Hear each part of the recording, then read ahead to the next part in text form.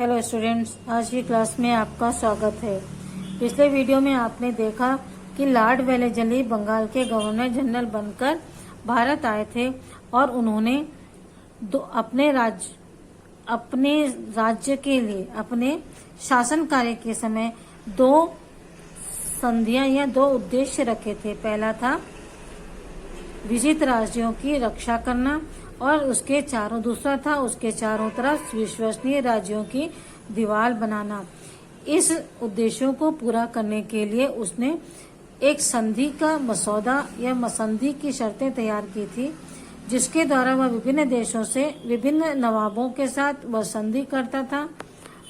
उसकी शर्तें क्या क्या थी ये देखते हैं। संधि की शर्तें। सहायक संधि। शिकार करने वाले प्रत्येक राज्य को अपने पास अंग्रेजों की एक सेना रखनी पड़ती थी, जिसका खर्च राज्य को उठाना पड़ता था।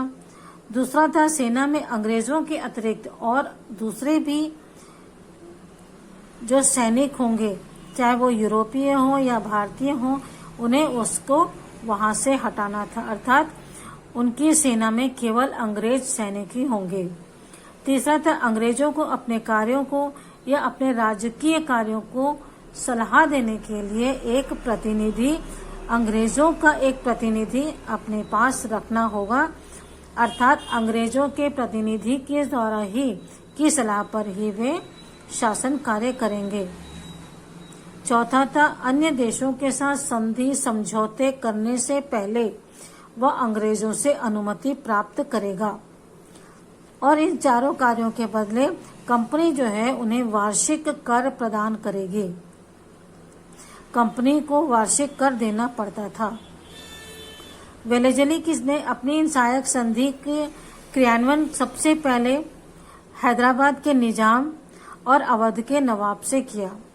जब उन्होंने टीपू सुल्तान को इस संधि के लिए बाध्य किया तो टीपू सुल्तान ने सहायक संधि करने के लिए से इनकार कर दिया, तो अंग्रेजों ने मैसूर पर आक्रमण कर दिया और 1799 में चौथा अंग्रेज मैसूर युद्ध हुआ, जिसमें टीपू सुल्तान जो था बहादुरी पूर्वक लड़ते हुए वीरगति को प्राप्त हो गया। इसके पश्चात अंग्रेजों ने अपने इस मैसूर राज्य के पूर्व शासक, जो पहले इसके शासक थे, अर्थात हैदर अली से भी पहले जो शासक थे नडियार वंश के, उन्हें सौंप दिया और उनसे भी सहायक संधि कर ली। इस प्रकार सहायक संधि में अप्रत्यक्ष रूप से उन्होंने मैसूर राज्य पर भी अपना अधिकार कर लिया। इसी तरह कर्नाटक, तंजौर, सूरत आदि राज्यों पर ब्रिटिश साम्राज्य में मिला लिया गया। इसके बाद अंग्रेजों ने पूरे भारत पर अधिकार करने की कोशिश की, लेकिन वे यह ऐसा नहीं कर पाए। नहीं, ब्रिटिश शासन के सामने अब मराठा शक्ति ही शेष बची थी। उनमें भी पारिवारिक संघर्ष चल रहा था। वेलेजली ने उनके इस पारिवारिक संघर्ष का फायदा उठाया और उनके सामने संधि का प्रस्ताव रखा और 1802 में बेसिन की संधि द्वारा पेशवा बाजीराव द्वितीय ने अंग्रेजों की शर्तों को स्वीकार कर लिया। इधर अंग्रेजों का जो है सिंधिया और भोसले साम्राज्य के साथ भी युद्ध चल रहा था, जिसमें अंग्रेजों की विजय हुई थी। इस प्रकार अंग्रेजों ने होलकर के बीच तृतीय मराठा युद्ध हुआ, जिसमें अंग्रेजों की हार हुई और उन्हें भारी नुकसान हुआ।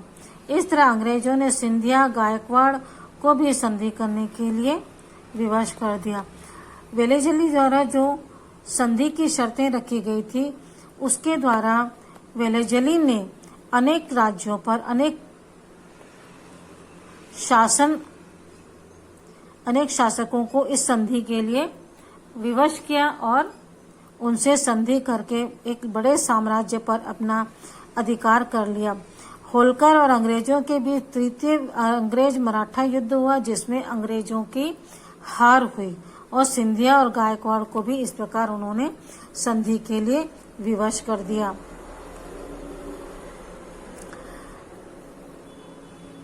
ऐसी अपमानजनक संधियों के कारण मराठों का स्वाभिमान पुनः जागने लगा और उन्होंने फिर से अंतिम निर्णायक युद्ध करने के लिए तत्पर हो गए।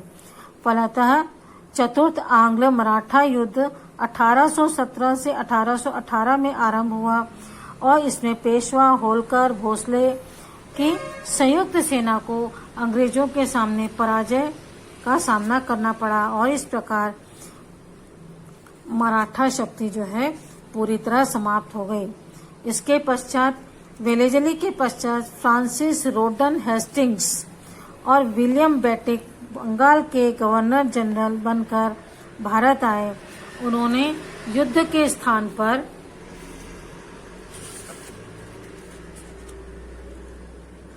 आर्थिक और सुधारवादी नीति और विकास की नीति को शासन आरंभ किया।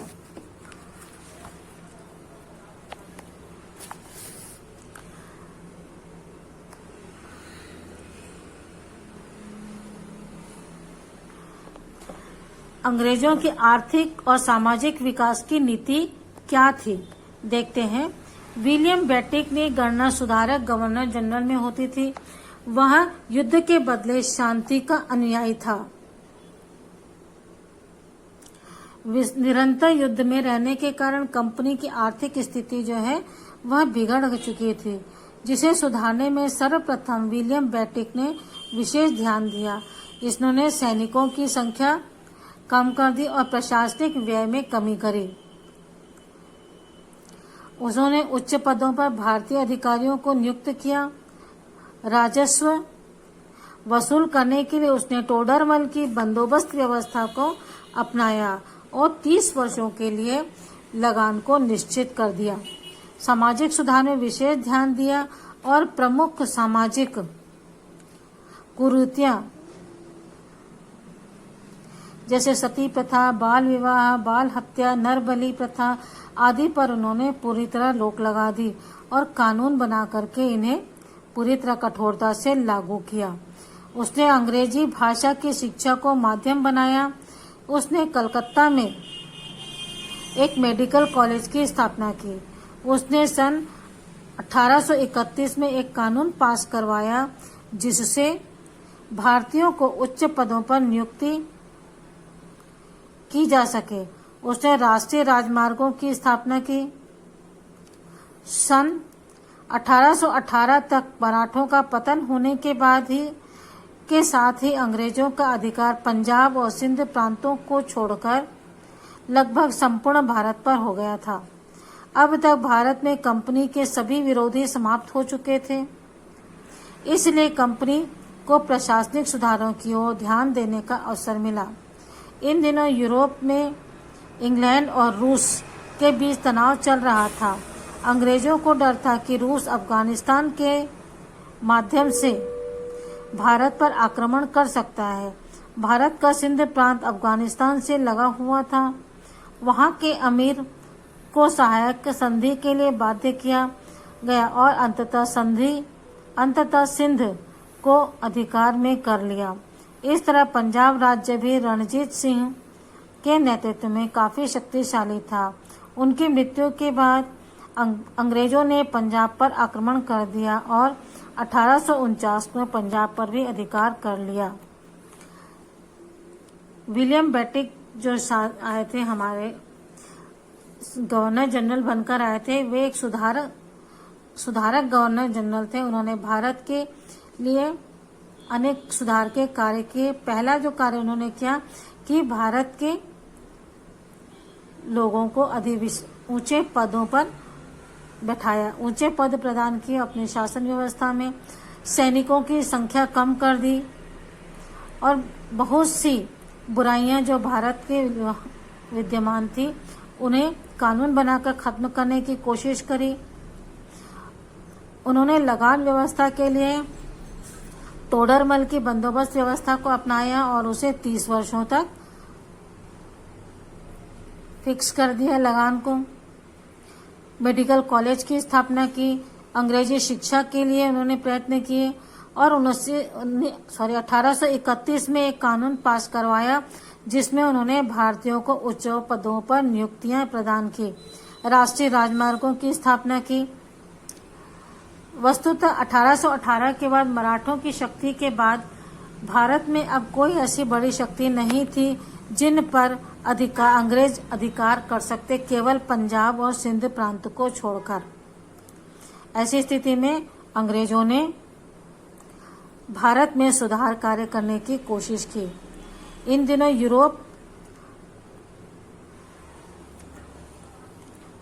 यूरोप में और इंग्लैंड दोनों के बीच, रूस, तीनों के बीच में विवाद चल रहा था, तनाव चल रहा था। अंग्रेजों को डर था कि रूस जो है अफगानिस्तान के रास्ते भारत पर आक्रमण कर सकता है। इस कारण, क्योंकि उस समय अफगानिस्तान, पाकिस्तान, सिंध, ये सारे प्रांत जो थे पूरे एक ही देश के रूप में विकसित थे। एक ही देश के रूप में ये पूरे देश मिले हुए थे।